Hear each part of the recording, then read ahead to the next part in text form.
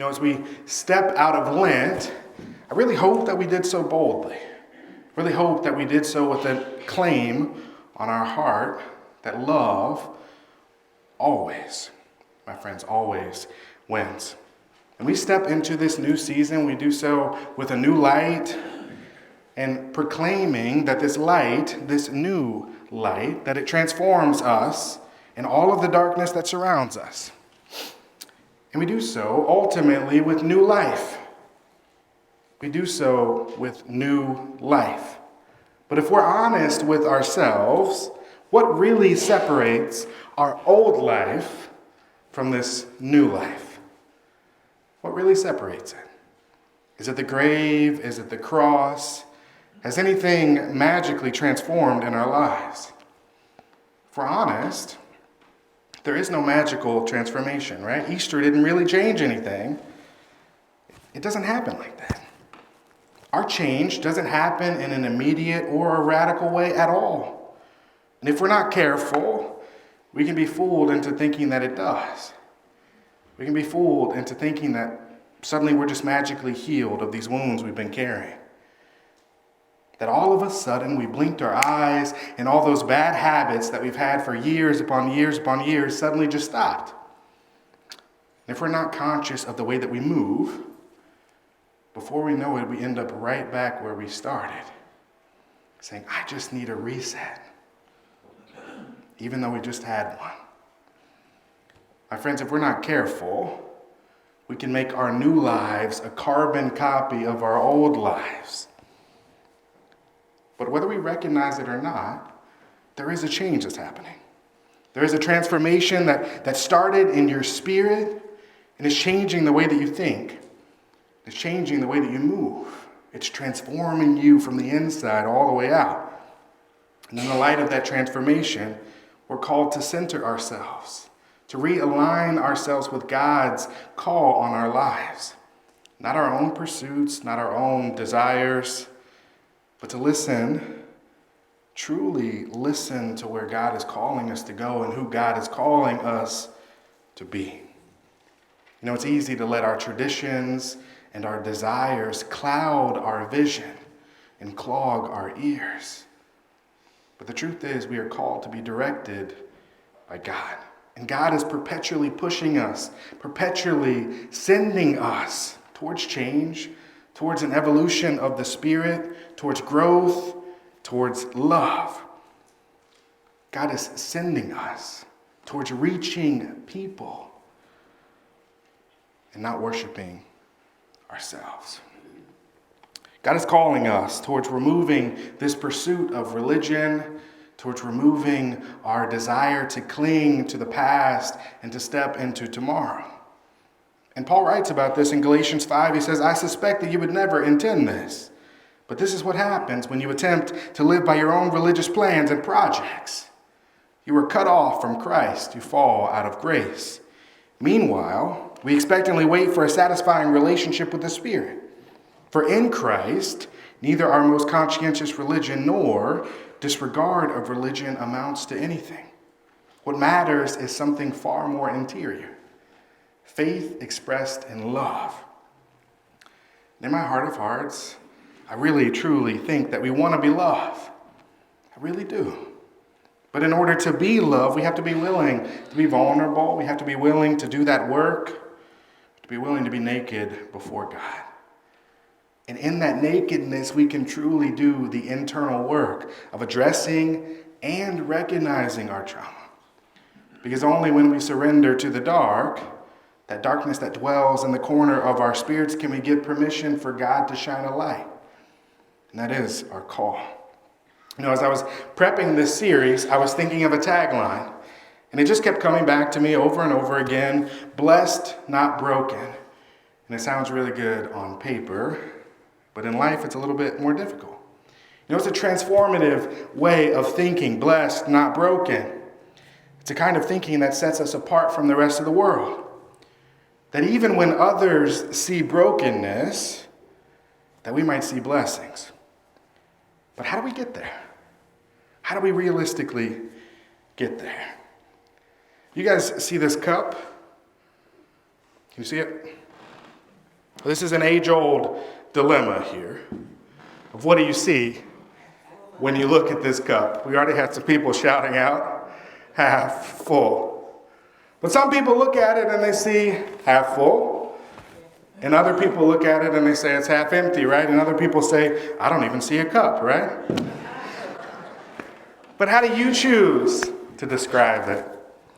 You might think that it doesn't make a lot of difference which way you think about it. If the water reaches 50% of the glass, both are true, right? It's both half empty and half full. Just depends on your interpretation, right? But that matters, that interpretation. Because the objective truth is that the glass contains water to the halfway mark. The objective truth is that the glass has water that reaches halfway. That's the truth. The rest is entirely up to how we interpret that truth. The truth itself doesn't change, but how we interpret it can. How we interpret it has a huge impact on our further actions, on the decisions that we make going forward.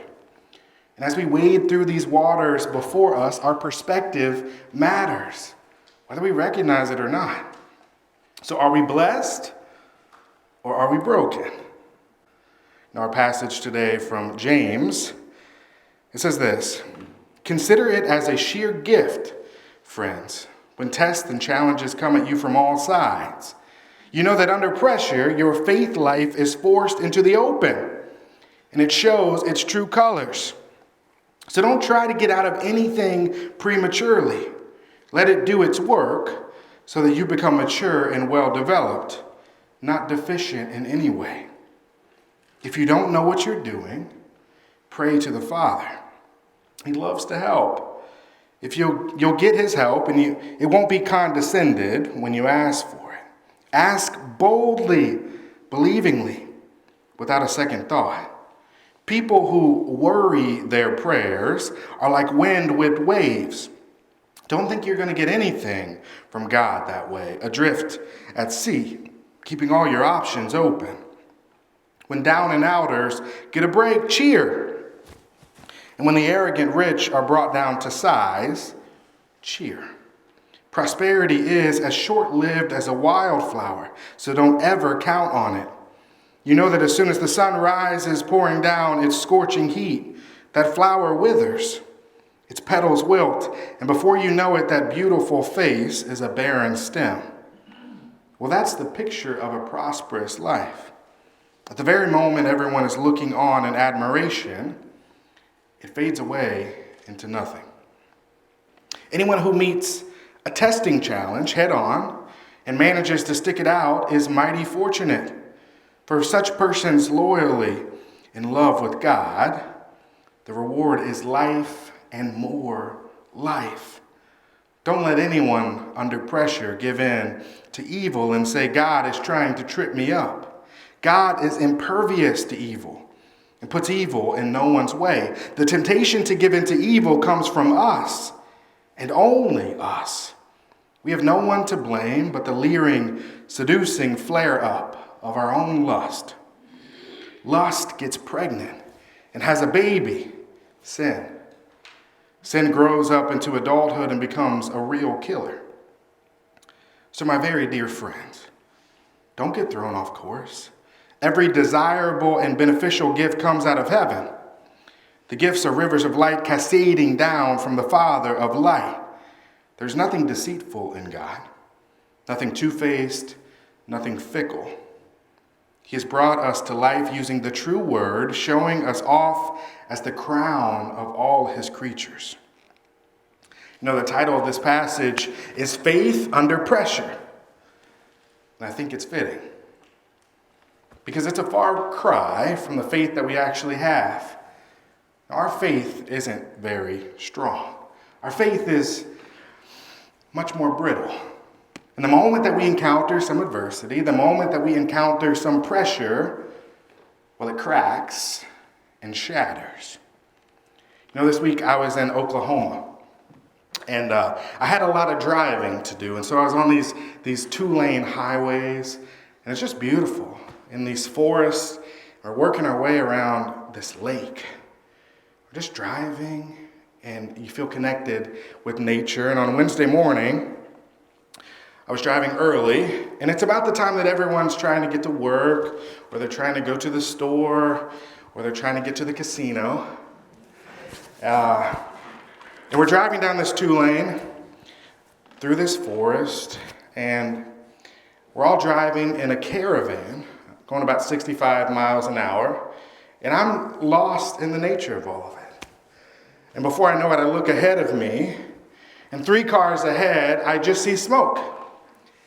And the 3rd car in front of me, a red car, juts off to the left side of the road. And then the 2nd car, a blue car, flips into the gully. And then the pickup truck immediately in front of me with a trailer attached spins out in the road and blows its 2 back tires. And so what do? You slam on your brakes and you pull over to the side of the road and put your hazards on and you get out and check to make sure everybody's okay, right? So that's what I did. And no sooner had I got out of the car, the caravan of cars behind me starts to drive and weave their way around the wreck to continue on their way. And I stood there for a minute. I was frozen, just flabbergasted at this idea that these people saw this wreck happen in real time, right in front of them. And their first instinct was, can you move it? But that's the world that we live in. And I really want to say that I was surprised.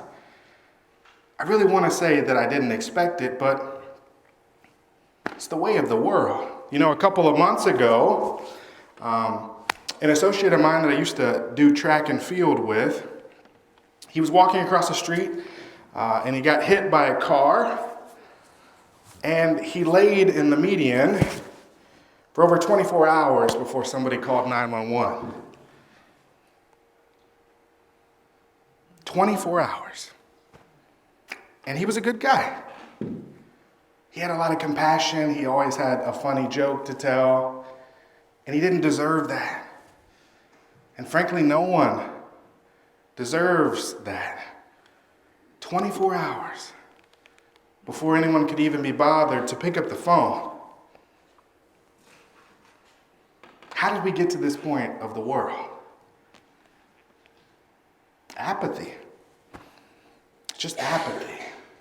I think deep down, we're so scarred by our own battles with trauma, our own struggles with the darkness within, that we just want to avoid it altogether. While our day is going good, we just want to keep moving on. We can't be bothered with anyone else's problems. We can't even be bothered with our own. We just want to turn in the opposite direction and run away and just pretend like it's not happening. As though if we just fake it for long enough, that'll become our reality. If we just pretend that everything is okay, eventually it just will be. But that's not the way that the world works. Now, I can't say that you're not going to suffer in this life. I can guarantee that you will. I can't say that your trauma is just going to magically fade away, because it won't. I can't say you won't have moments where you have to white knuckle it because fear has gripped you in every single way, because you will have those moments. But those moments last for a moment. Moments pass, but eternity lasts forever. And my friends, when you confessed your faith in God, when you said, I believe in Jesus, when you said and allowed that claim to be on your heart, you did so in full faith. You did so with strength. You did so fully believing in the God that walks before you. What happened? The truth is that God will find you wherever you go in this life. Even in those moments of doubt, even when you feel apathy crowding in on you. And when God finds you, God will cover you with a grace that knows no end. But the only way that happens, the only way that you truly embrace the God that searches for you, is to strip all of the barriers out of the way. is to be naked and vulnerable in front of God, to allow the light of God to wash over you and give God permission to transform you from the inside out. Consider it a sheer gift, friends, when tests and challenges come at you from all sides. You know that under pressure, your faith life is forced into the open, and it shows its true colors. So don't try to get out of anything prematurely. Let it do its work so that you become mature and well-developed, not deficient in any way. Don't run from struggle. Don't run from the obstacles that are before you. Allow them to transform you from one degree of glory to the next. The only thing standing between you and God is the brokenness that you've chosen to wear. And what would happen if you took it off? What would happen if you let yourself be naked before God? You know, we don't get out of answering the question of whether this cup is half full or if it's half empty. We don't get to pretend like the cup isn't there, because the cup is right there before us. It does exist. But here's the truth. Do you want the truth? People who focus on whether the cup is half full or half empty, well, they miss the entire point. Here's the point. The cup is refillable. From Psalm 139, where can I go from your spirit? Where can I flee from your presence? If I go up to the heavens, you are there. If I make my bed in the depths, you are there.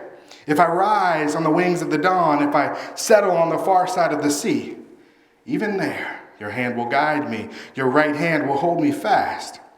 If I say, surely the darkness will hide me and the light become night around me, even the darkness will not be dark to you. The night will shine like the day, for darkness is as light to you. Thanks be to God. These are your thoughts, potato. This is the hope of God set free. These are your talks, potato.